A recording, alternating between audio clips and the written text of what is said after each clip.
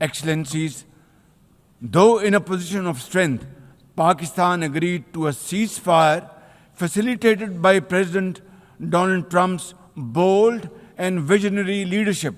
We express our deep appreciation to him and his team for their active role in bringing about the ceasefire. President Trump's efforts for peace helped avert a more threatening war in South Asia. Had he not intervened timely and decisively, the consequences of a full-fledged war would have been catastrophic. Who would have lived to tell what happened? And therefore, in recognition of President Trump's wonderful and outstanding contribution to promote peace in our part of the world, Pakistan nominated him for Nobel Peace Prize. And I think this is the least we could do for his love for peace. And I think truly he's a man of peace. Ladies and gentlemen, Excellencies, we have won the war. And now we seek to win peace in our part of the world. And this is my most sincere and serious offer before this august assembly of the world nations. Pakistan stands ready for a composite, comprehensive, and result-oriented dialogue with India on all outstanding issues.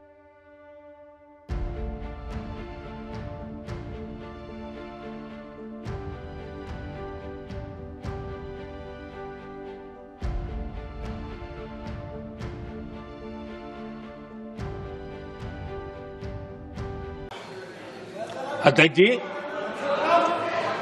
दुनिया के किसी भी नेता ने भारत के operation रोकने के लिए नहीं कहा।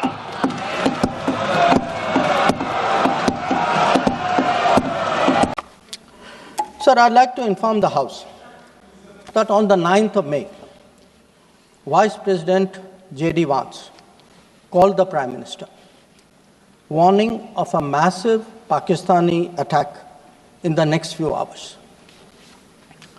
Prime Minister, in his response, made it very clear.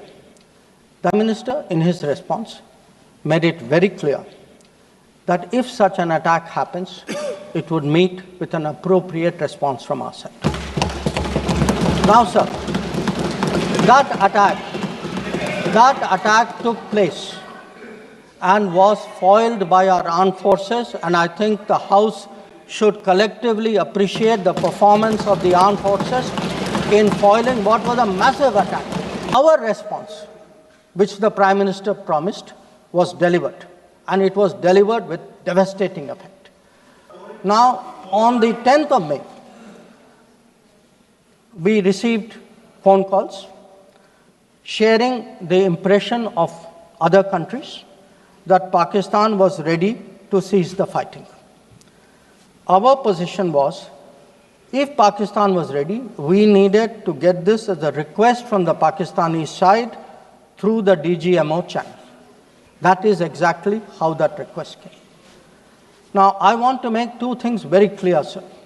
One, at no stage in any conversation with the United States was there any linkage with trade and what was going on.